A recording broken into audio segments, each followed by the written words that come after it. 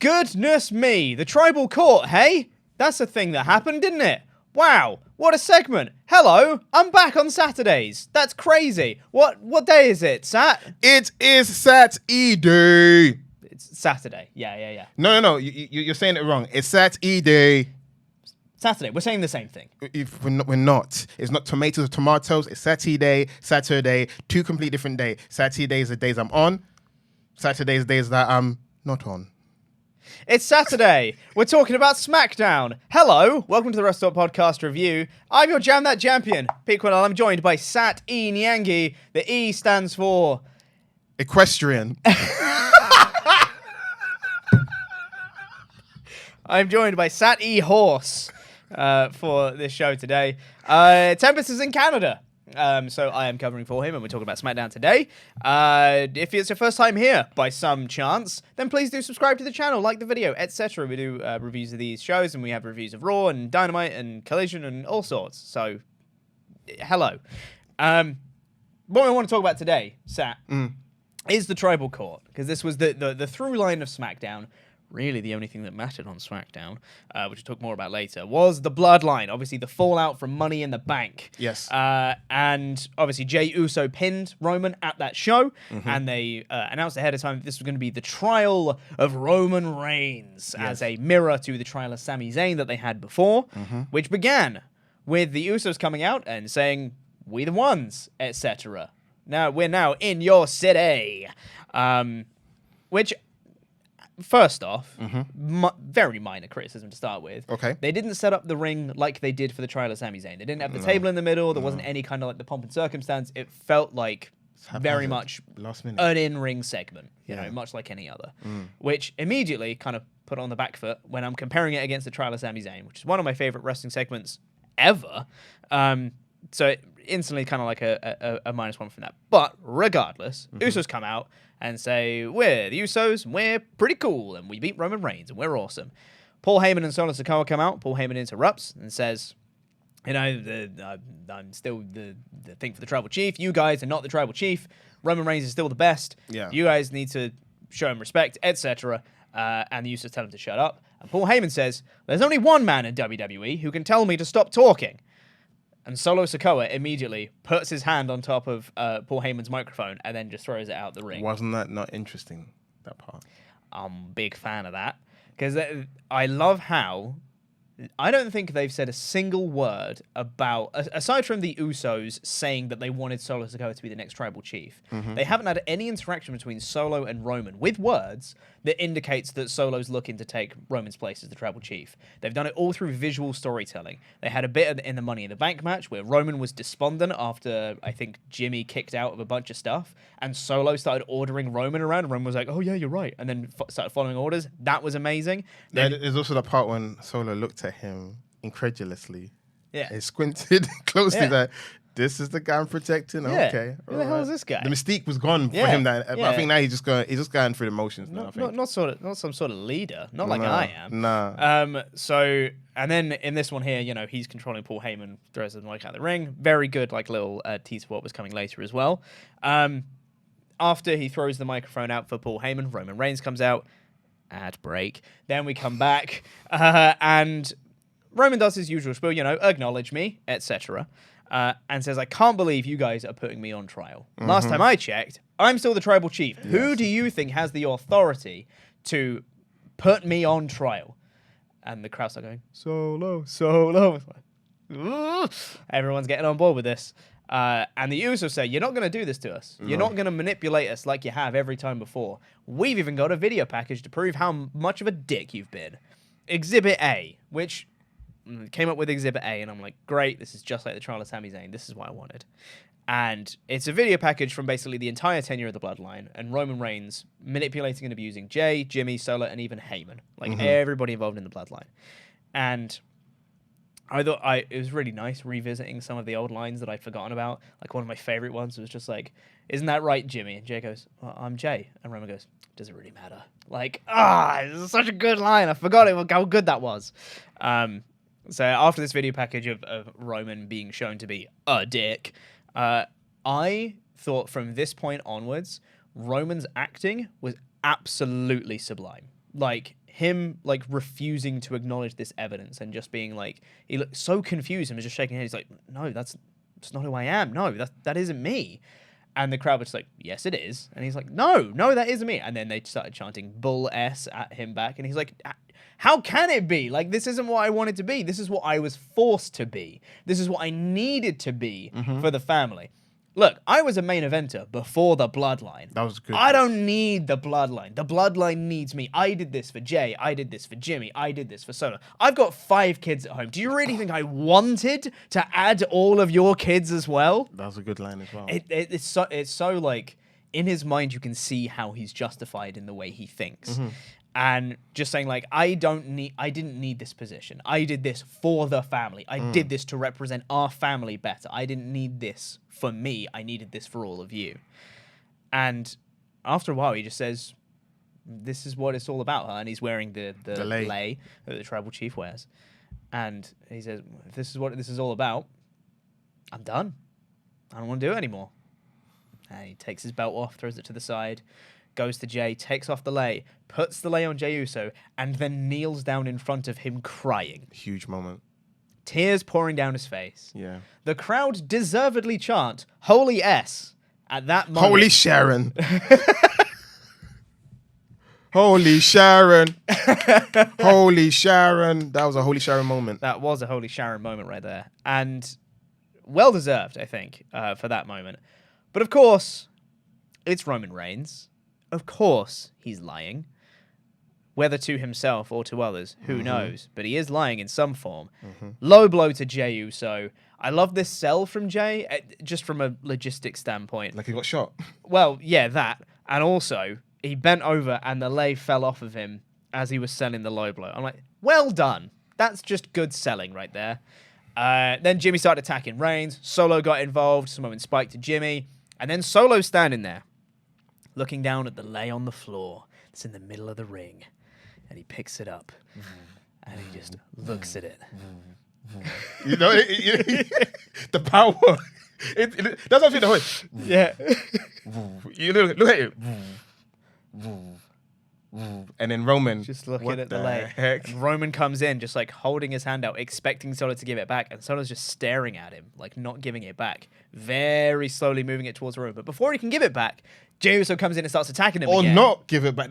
They haven't been giving us conclusions of what Solo's going to do. It's just exactly the Usos keep getting in a way of finding out what is Solo's true intentions. Exactly, yeah. Jay comes in and attacks him again, and they brawl to the outside. Jay gets put in between the ropes, and Solo holds him there to make him watch as Roman beats up Jimmy. Which is Jay's worst nightmare. Yeah, right? Exactly. That's the whole reason why he joined in the first place. This prevented him from getting hurt, and he got hurt. That's it. It's just a full circle the whole time. You'd see these characters be so consistent. They change, and yet their core beliefs and characteristics are the same. They are the same people at the end of the day. It's wonderful.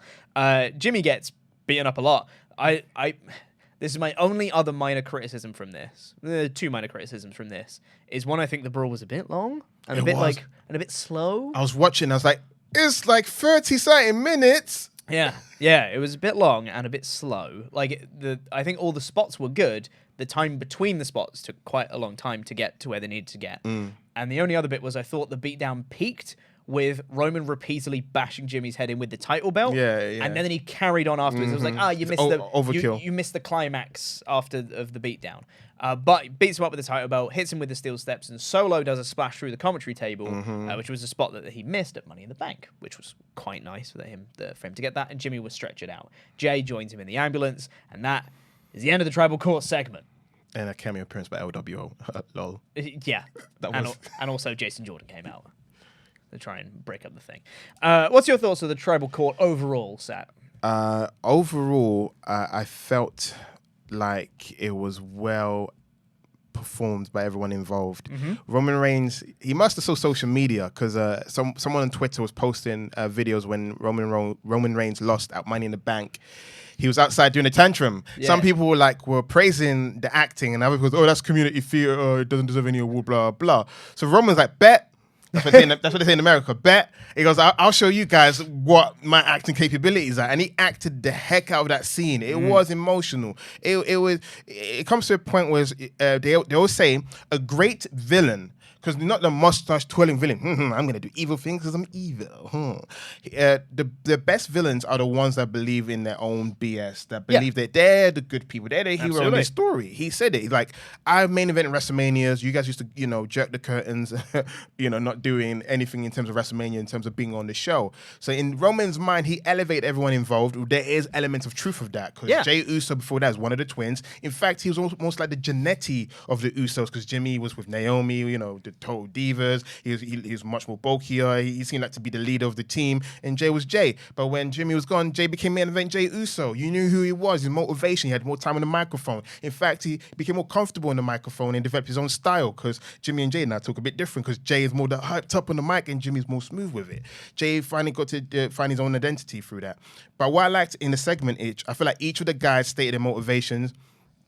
Jay's nightmare came to fruition, which is Jimmy getting beaten the heck out by Roman. I feel like the beat down with the belt and stuff like that was like, oh, this is what Jay's always feared. This is why he basically was manipulated by Roman Reigns. And now it happened. It's kind of like, this is the thing I never wanted to leave in the first place, because look, it actually happened. And with Solo, what I find incredibly interesting, when Paul Heyman said that only one man can tell him to shut up, without even missing a beat, the person who told me to shut was Solo. So for me, I'm like, that's interesting. For me, that's foreshadowing. Yeah. Because this is my hypothesis of how this bloodline storyline is going to completely end for Roman Reigns, the fall of the mad tribal chief. I think the plan has always been for Roman Reigns to be a babyface in the end. That's what it's always been created to do. The only way I can see Roman Reigns being a babyface in the end is for the monster that the elders, the Usos, Sammy, Paul, Roman himself created, Solo, the monster turns on his creator. Yeah. Because that's the only way. Because as much as we like in Solo, or, we get involved in that, I call it like the Batista hype, when you want the henchman to turn on his boss. Yeah. That's not the story they're going to tell. I think very much Solo's got more equity as a heel, and Paul Heyman's proven he's apt at managing monster heels, a la Brock Lesnar. So I can see Paul Heyman seeing that each month, like up until WrestleMania 40, the mystique of Roman Reigns will fall from Paul Heyman. Paul Heyman will see you're just pathetic. Yeah, you're losing it. You're whining. I don't find you scary anymore. Solo scares me more. Oh, so Solo. Hi, Solo. Yeah. I could take you to the promised land. Yeah, So I could see Paul Heyman dangling the lay. Oh, yeah. And I could see Paul and Solo turning on Roman Reigns. I think when Roman Reigns loses at WrestleMania, next night, wherever it is, probably give respect to Cody, showing that little humility, wherever, possibly. Hopefully it's Cody, who knows? I can see Paul Heyman and Solo turning on Roman Reigns the night after WrestleMania to give Roman Reigns the long overdue break. And then Roman Reigns come back at SummerSlam to feud with Solo. And he comes back as a babyface. I can see that. I still think they have some work to do between now and then to make people want babyface Roman, because I think right now people want heel Roman still. People still want him to be a dick. But after fantastically nearly 3 years of being a tyrannical monster villain, there's probably a lot more smoke or left to the fire, or gas to the fire. But I wouldn't mind Roman Reigns turning face, because he does great vulnerability. Even that moment when he said, I didn't need it, the tears out of his eyes, I did it for like the family, the things that he tells himself. He does it in a way that he's vulnerable. He's not all gruff with it. He kind of he measures himself, he composes himself, and he shows you his heart. Because at the end of the day, I still feel like he's the guy that got shunned from everyone. The guy, everyone booed him. They turned his back against him. Even when he had leukemia and he came back, people still didn't really accept him. He still has that chip on his shoulder. All he ever wanted to be was loved, respected, and acknowledged. So he had to do it his way. He tried it a nice way. It never worked. So he tried it his way. So I do believe at the heart of it is a scared, insecure man. And then that part, everyone can, what's the word? Relate to, having negative doubts about yourself. I hope they don't go the route of Solo turns on him, therefore he's a babyface. And then they go, well, cheer him now. He's the same person, but cheer him now. Because everyone's going to go, well, he's still a massive dickhead. He was manipulative and toxic and terrible.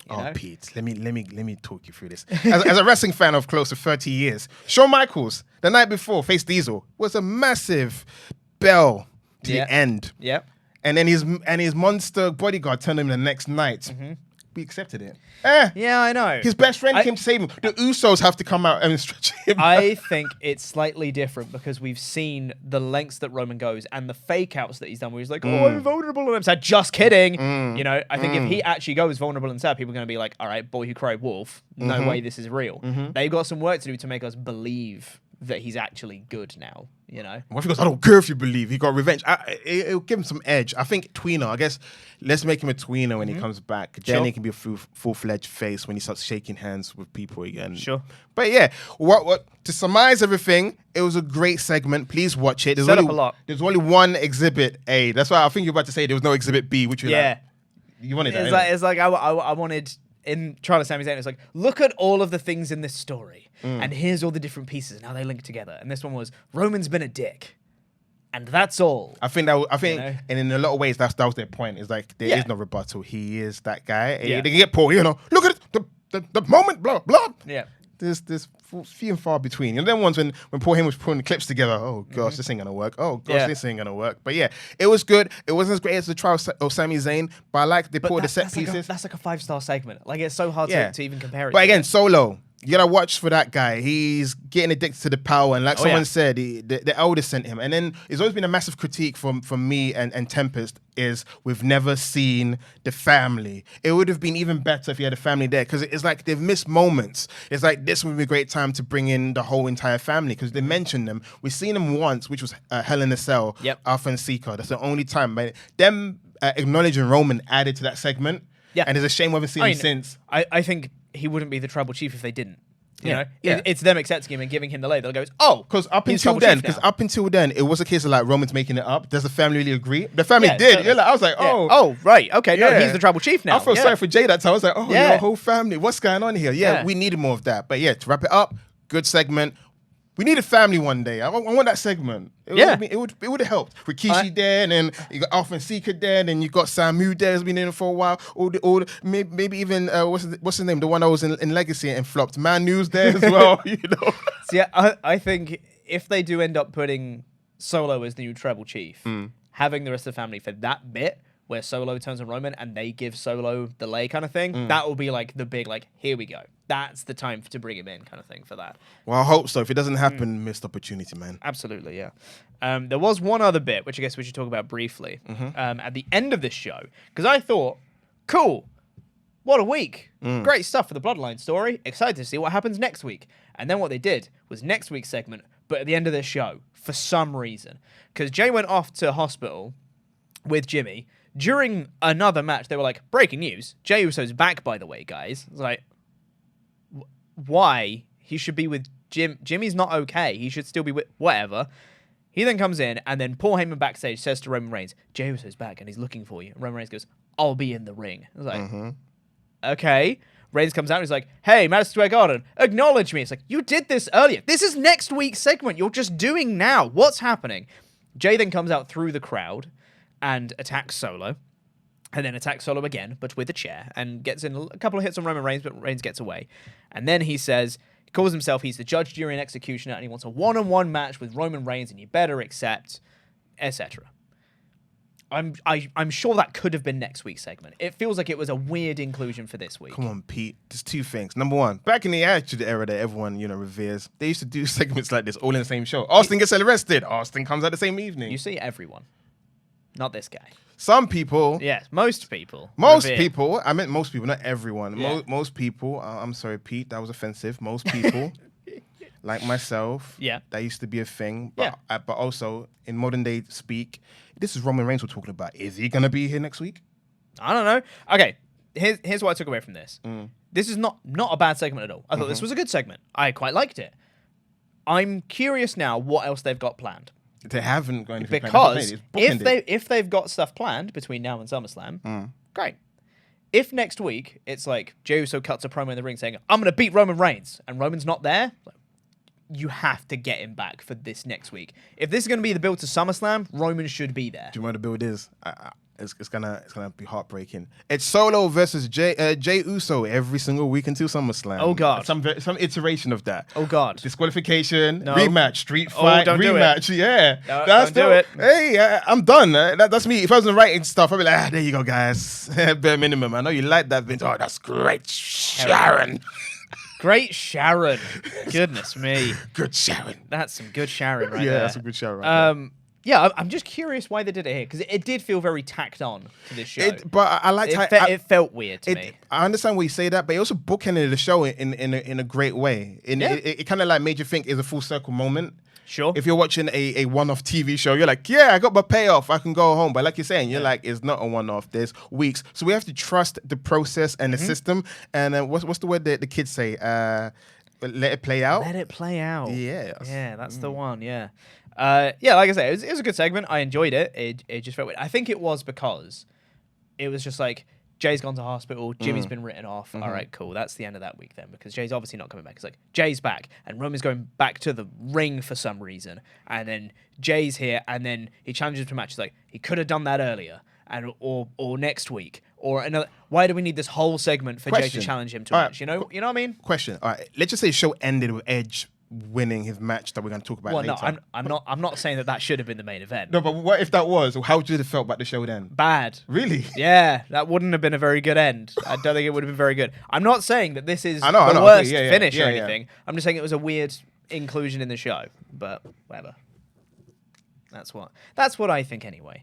And what you think matters. What everyone else thinks matters. Please comment in the section below and let us know what you think. Yeah. Let's talk about the rest of the show, shall we? Because that was all the Bloodline stuff. And the rest of it didn't really matter, did it? Because it was Austin Theory defending his United States Championship against Sheamus. This was a match. It was all right. It was something. Yep, it was all right. Austin Theory retained. There was some pretty deadly interference. Then there was Braun Brutes to come and retain even the odds. But then Sheamus still got distracted and then got rolled up. And there you go. I want to say, Rich, why do you feel Solo so much? The guy, stuck his thumb in your neck, and you haven't got revenge. It's been 2 weeks. Rich, find him. Find Solo and get your revenge. Yeah. Give him a weak neck. Sure. His neck's like sand, like Miro. I have nothing else to say about this match. It was fine. This match is an example of Austin Theory's title reign. Very forgettable. I agree, yes. They should have did the whole Carlito debut and Carlito wins, right? They should have done the open challenge. Austin Theory has an open challenge. I'll challenge anyone here, blah, blah. And Carlito comes out, beats him, spits an apple in his face, and United States champion. But no, that didn't happen. We got this instead. Sure didn't. Then we had the Grayson Waller effect. The best one. The best show thus far. The guy's been doing the show for weeks. You said that this wasn't... You said the Cena one wasn't even a Grayson Waller effect show. No, it wasn't. So that doesn't count. And it also wasn't very good. What? Yeah. The one with Cena? It wasn't a good promo, man. I did not like it. Look, the concept of Cena coming out and saying, hey, man, WrestleMania London, that's awesome. That's such a good way to use Cena. And to not announce him and bring him out on the show, awesome. Yeah. That promo went on for nearly 30 minutes. So? It's so long. There was so much talking and nothing happened. His attitude got adjusted in the end, Grayson Waller's. Whoop, D, and also do. And he passed the test. What test? He went toe-to-toe with John Cena, and he was comfortable. He was comfortable in the microphone. He plays the douchebag very well. He's a very good douchebag. He's very good. He's very good at the douchey guy. He's very believable. He feels like an authentic person. He's like, oh, like, I know a few Aussies, they're down to earth, but there's a few douchebag Aussies, and he seemed like the one you run into real life. Look, Grayson Waller's not bad. I got time for Grayson Waller. I think he's all right. Yeah. Grayson Waller effect is fucking boring. But Edge did a good job with it. I feel like he was more antagonistic because usually he was like a bystander to his guests. Like, you do this. How do you feel about that? This time it's like, whatever, mate. Why are you here? Are you retiring? Is that what you're doing? It was more antagonistic. Because before then, he was more like, you knew he was a villain, but it seemed like he gave, except for AJ Styles, everyone else, it seemed like he was a bit, neutral grounds. But this one, I think after the Cena thing, it left him a bad taste. His attitude did change. His attitude got adjusted a bit, and he's a bit bitter. And he hates he's like anyone from Ruthless Aggression main event Cena, he hates them. In my humble opinion, Sat, Yes. I think you're giving him so much credit. I am. I am. Because it's Grayson Waller effect. He brought out Edge as a special guest. Edge cut a pretty nice promo to be like, hey, my first Premium Live event was SummerSlam 98 in this very building. It was a pay-per-view. It was a pay-per-view. But he said, I came up through the crowd right there. Our entrance rep used to be there. I dived over these ropes back when I still could. Do this stuff. And it was like a nice little story. And then Grayson was like, but are you retiring, though? Yeah, And I then like that. Edge is like, no. I like that too. Also, I'm having a match with you tonight. It wasn't like that. Come on, Pete. It wasn't. It kinda No, was, it though. wasn't. It was a case of like a returning legend, right? And Grayson Waller has no time for this returning legend that's hogging his screen time. He's like, what are you doing here, Edge?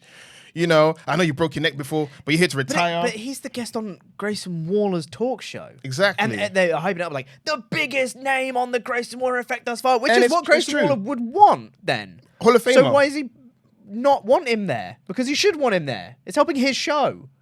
Yeah, but I guess he just wanted him there to berate him. You're giving him so much credit, Sam. I am.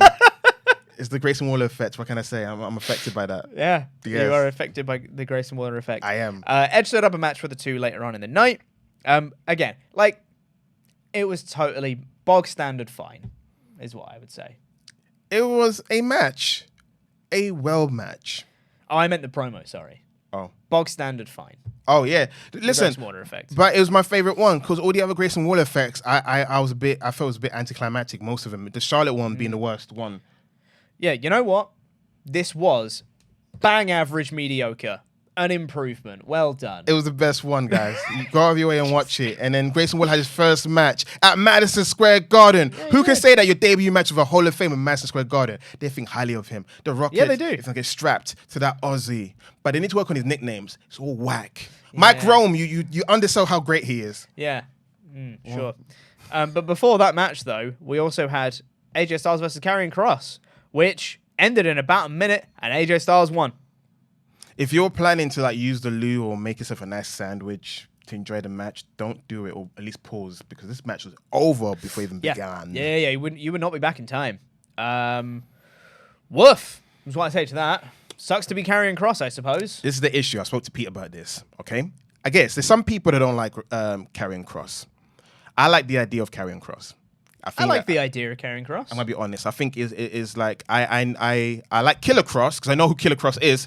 He's got a body of work. Karrion Kross in NXT was a thing, because it was during the pandemic, no one really knew how they really felt about him. That was the awkward part. It's like Triple H pushed him against everyone's favor. I think that's left a bitter taste. And then Vince cucked him on the main roster when he had Jeff beat him in a few seconds. Then he wore, Demolition Gimp outfit. Yep. Then again, that kind of tarnished his image. Then he came back, grown hair, because he did a film, wherever it is. Then he continued to grow his hair. Sometimes hair goes through an awkward phase. Now it's past the awkward phase, now a little bit longer, and luscious and flowing. Jay the Snake Roberts made it work. Long hair guy, mustachioed, creepy promos. But the issue with Karrion Kross is they let him do creepy promos, but he's like Bray Wyatt in his original iteration before he perished away, that character, because he loses. He does spooky promos.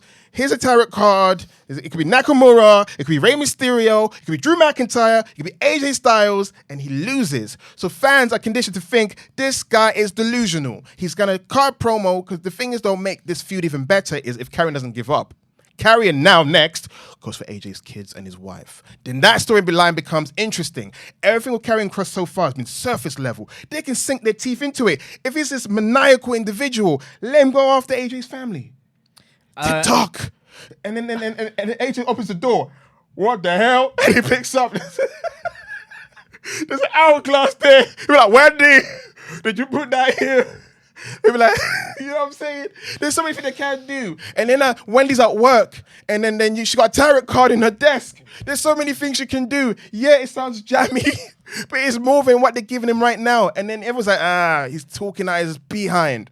I think those ideas would be really good if he hadn't already feuded with AJ Styles for ages and lost consistently. Like, just stop this feud, please. Just let him do something else now. That's the issue. They try. Who's the next person he's gonna hang his hat on? Oh, I don't care though. That's the reaction people are now feeling towards him. Yeah. He's not getting Rob Conway heat, the go away heat, or the you know what I'm saying? So what I'm trying to say is I love the idea of Karrion Kross. It's just not executed properly. They can do so much more with him. The guy's got something in the ring. He's got the intensity, you know, he's got a cool moveset when he's allowed to show it. Trust me, they're not letting him show what his full capabilities are. I think he's got potential. I refuse to give up on someone that's got you. Then again, is it because Bray Wyatt's here and it's kind of like we can't push both of these guys? They're quite similar. I mean, because in my head I was thinking, yeah, what's next for him could be a faction. At least a faction will hide whatever you know negative traits that he may have. Sure. He needs underlings. I'm like Eric Young sitting at home. I keep waiting. Just bring Eric Young and be his underling and get you know. I'm like. Killian Dane, Sanity, yeah. Or Wyatt 765. I don't know. Get do something. Yeah. Yes. So that match lasted about a minute. Longer than then my rank was longer than the match. Yeah, and then we've spoken about it for longer than the match was. Significantly longer. Yeah, there needs to be. And then you had the infamous Michael Cole line when it's like, well, we don't have time for this anymore. It goes, switching gears now it's a kiss of death, that one. We got a recap of stuff at Money in the Bank. So we had the thing with Asuka and Bianca and Charlotte and Io Sky winning the Money in the Bank. And then Asuka came to the ring and said, nobody's ready for Asuka. And then here comes Bianca Belair and they feud and they brawl. And then Charlotte comes out and then they brawl. And then Io Sky and Bayley come out and then they brawl. And then they tease a cash in. It doesn't happen. And then that was the segment. Do you want to know how long all that took? About a minute. That was everything that happened about that fast. Woof. I'm going to speculate here. Not a report, not anything like that. I'm going to speculate that the Bloodline segment overran.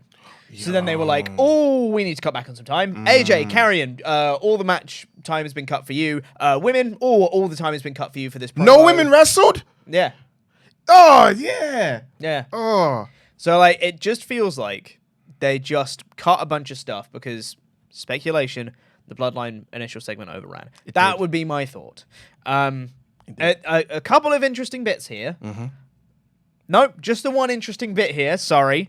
I thought it was quite interesting that Bayley was the one to hand the briefcase to the ref to attempt to cash in on Io's behalf. And it's kind of like a little thing where I think maybe like Io could win the belt and Bayley's like, well, technically I'm the one that gave the briefcase to the ref, so I feel like I'm the one who cashed it. Like, I feel like there's things they can work Question, with did you watch the press conference? No. They established the gimmick that they are champions. Really? Yeah. That's fun. So what happened was, just to add context, for those of you that didn't watch the post Money in the Bank press conference, Io Sky came out with Bayley together. Yeah. Bayley was more like Io's spokesperson. So reporters start inquiring about their relationship. And this is their response. We're fine. We're great. Yeah, we're great. We're good. Yeah. We won this. You know, Damage Control won this. So Bayley went with that. And Io agrees. Yeah, there's no issue. We want this. We're together. We're celebrating. We're great. So that's that's the storyline they're doing. They're doing like they're fine. Yeah. So that's the storyline. Yeah. Interesting. Yeah. So I think I think that's an interesting little note. They're fine for later. But this segment was bobbins. Hated that. There was no time for anything. No time for anything to breathe. Stuff just happened, and it didn't further anything. Weirdly enough, because it was so fast, I appreciate it. For me, I felt like it established the feuds going in and the. But we already know the feuds. But we speculated. Now we've actually seen it in person. No. We knew the feuds. We knew that three-way feud is a thing. And we're talking about that, but the Io was now in the background, and there's also Bayley. Yeah, but we knew was going to that. happen, but now it's Io shown in front of us. It's in front of us. We saw it. It happened. It was mapped out. It's kind of like when a blurb to a story, you read the back of the book, you're like, this is what is going to happen. Right. But then it's going to all be drawn out for the autumn season. I like, that's the thing I like. But the only thing I'm kind of worried about is the issue I've always had with Asuka being champion. Asuka's always like the afterthought in her own story. Sure is. You know, we don't get a POV. No one's ready for Asuka. Why is she? She get flanderized into just a single sentence. You know what I'm saying? There's more to her. You know, yeah, she speaks Japanese and you know, she speaks some English, but you can still do more with her. I was getting worried. They give her the title and it's like, oh man, quote unquote, Vince's biggest stars, make some noise and whatever. She could be a world beater. The whole thing with what made Asuka great as a champion is she went and wrestled and beat people. Yeah. Just do that every single week. Like since she's won the title, we barely see her as well. and she barely wrestles. She's only wrestled like I think once since she's become champion. Just do that. Let her wrestle every single week. That's her strength. And, you know, accentuate the strengths. But I like the fact that EO did a moonsault on Asuka. Again, that's interesting. That part I was into. I was into like what we all speculated is them saying, confirming, yes, it's true. Asuka could face EO. You know, the triple threat match could end up Asuka winning, and then EO, you know, all that kind of stuff. And then Bayley's in the background. So for me, as much as it sucks that the segment was quite short, but I like that they maximized the minutes. It reminded me, it's almost like the female equivalent of that SmackDown 2001 ending when all the wrestlers did the finishes. It's kind of like bish, bash, bosh, next scene. Yeah. I still didn't like it. We got a recap of the men's Money in the Bank match, and then we got that Edge versus Grayson Waller match. What do you think of the match? Yeah, it's all right. It started off, I think, quite boring, and by the end it got okay. I think that this match was designed to get Grayson Waller over in defeat. This was supposed to be like, wow, Grayson Waller's a guy you really need to look out for because he's great and he's the future. And I don't think it did that. What? I think they tried, and I think they came close to it, but it wasn't that. And that, like, through the whole thing, Grayson Waller was yelling at Edge about like, oh, you want me to sink or swim, sink or swim, sink or swim, kept saying that thing. And then Edge got on the mic after the match, after he won, and said, hey, Grayson Waller, you swam. And I was like, did he? Did he swim? Yes, he did swim. He swam magnificently. Did he, though? Like in the Bondi Beach in I Australia. thought he was fine. The match was fine, but he can do a lot more than what he's been given. But that's my point, is you didn't see it in this match. I know. Even if you think he's got more potential than this, you didn't see it in this match. And then for Edge to go like, oh, wow, you were amazing. It was like, well, we haven't seen that. You need to show us that. He wasn't clunky, though. That's what I'm saying. He was Sure. He was fluid with Yeah. it. No, what you're saying is he wasn't bad. He wasn't bad. Yeah, No. and he wasn't. I'll agree with you on that. But he wasn't great. You don't need to be great. You just Yes, do- you do! You just need to do For well. Edge to say that, Yes. for Edge to be like, man, you swam when you were given the opportunity, he does need to be great. His in-ring work didn't offend me in this match. So No, that it for me made me very happy. Didn't offend me either. But also at the same time, he was in the ring with a Hall of Famer in Madison Square Garden. He won in defeat. Because you're going to remember it from years from now. When they do a trivia question in Survivor Series, or if it's Quizomania, Yeah. you're going to remember that in defeat, Grayson Waller's first match on WWE SmackDown was against Edge. Are you a Grayson Waller salesman? He used to annoy me in NXT. Yeah. He used to annoy me. In the feud with LA Knight, I used to hate it because I felt LA Knight got cucked because he lost him like 3 times. Yeah, sure did. Yes. But I also saw the potential in him. But again, trust me, if it was NXT times, I'd be like, I can't stand this guy and then all that kind of stuff. But he's won me over. He's got good movesets. He's believable on the microphone. I love his gyrations. Got a great song. If they change it, I'll whoever Def Rebel is, I'll approach them and give him a stern talking to. That's a bang of a tune. Yeah. I played it out. People don't watch wrestling say, what's the name of this track? I said, no, it's a wrestling song. Like it's such a bang of a track. Yeah, I mean, I agree with you. I don't dislike Grayson Waller. I think he's good. It just felt a little bit disingenuous. To be honest, you know Edge was what? like, oh man, you're great. I'll give you this. I'll give you this. All right, I'll give you this. I've been doing this part where I'm bigging up Grayson Waller because you know what it is. Because we're Austin Theory, so that's why I'm not gonna take this guy for granted. You know what I'm saying? Yeah. This is what we do have, and this is what this guy. You know, it was like, oh my gosh, Grayson Waller exists because for years, no offense to Austin Theory fans. Austin Theory is not it. No matter how much they try it, then when you see Grayson Waller, it's so effortless. Yeah. With Theory, it's so constructed. Try this, you might get over. Try growing your whispery beard, you might get over. No, he doesn't. So yeah, the only issue I do have, there's a disconnect. Grayson Waller was great in NXT because it was authentic.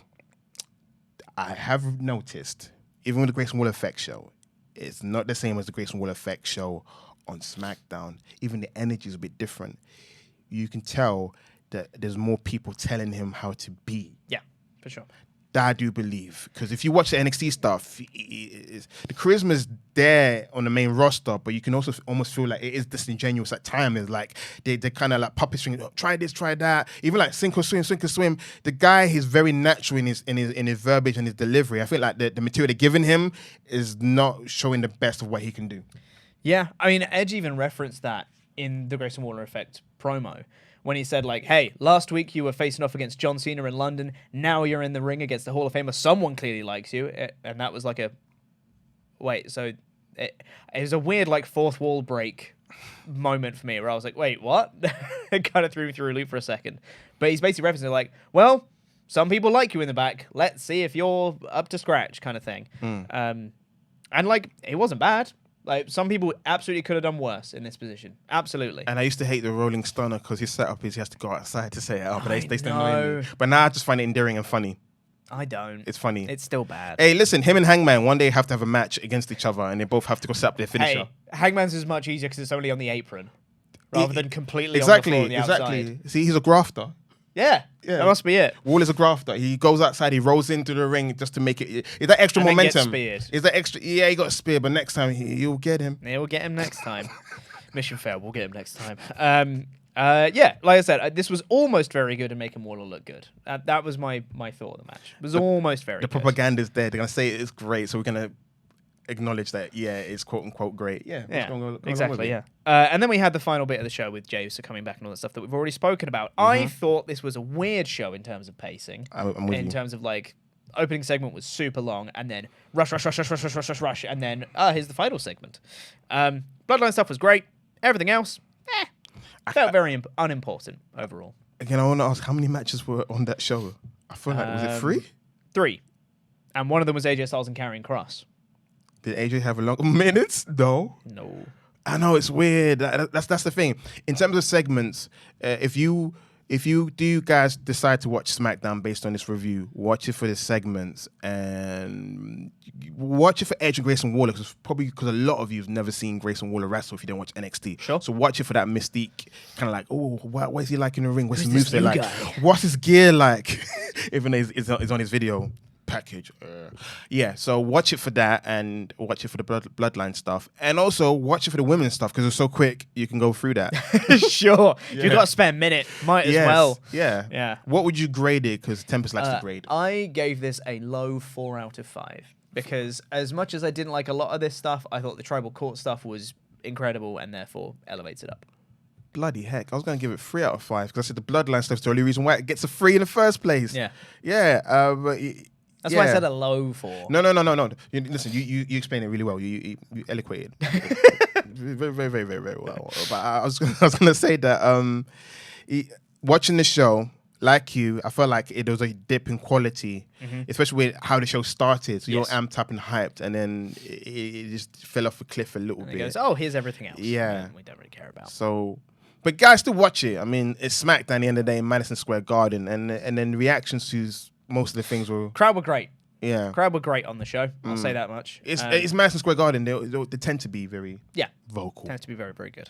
That is going to do it, I think, for this review of SmackDown. Well, we don't have any shout-outs and nothing? Oh, I forget that we do those. I haven't done a podcast in so long, Seth. Oh, bless him. The Tribal Pete is back. Yeah. He is back. Yeah. Where's the thingy? Oh, no. You haven't included me on that Discord for ages. Awkward. Hey, man. You're there. No, I'm not. Yeah, you are. I sit next to Tempest for his thing. And I never... That's not my thing. No, I need to add you to that bit then if you're not on it. To add me to a lot of things. Here we go. Started Discord. It's this one.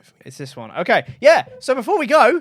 we need to say thank you to some very special people who are a $25 and above pledge hammers on our Patreon page. If you've not joined our Patreon yet, you really should. There is so much content over there these days. Not just exclusive podcasts that we have every Wednesday with Mailbag and After Dark and Behind the Scenes and WrestleTalk Extra, but also you get early access for things like Monday Night War, though not anymore because we're doing the streams. We also get uncut versions. There's an uncut Survival series that just went up because there was a new episode of Survival series yesterday that went up. It's a good one. You should go and watch it.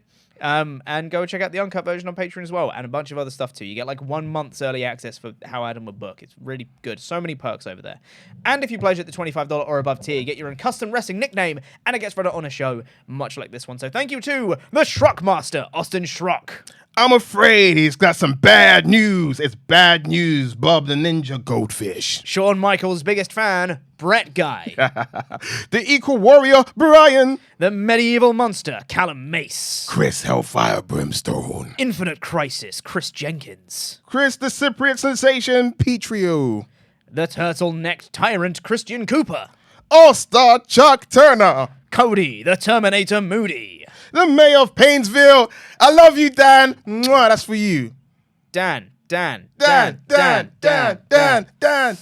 Woo! go. Thank you very much, all of our $25 and above pledge hammers on our Patreon page. Go check out patreon.com/WrestleTalk to get your own shout out and all the content that I mentioned before and more. Thank you, Sat, for this episode of SmackDown. Thank you. And whoever's going to be here next week.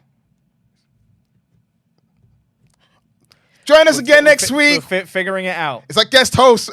Who's guest hosting with Sat E on Sat E Day. We are figuring stuff out for that. Until then, we're out of time. We're out of time. Thank you so much for watching. Subscribe, like the video, jam that jam. Goodbye. Bye.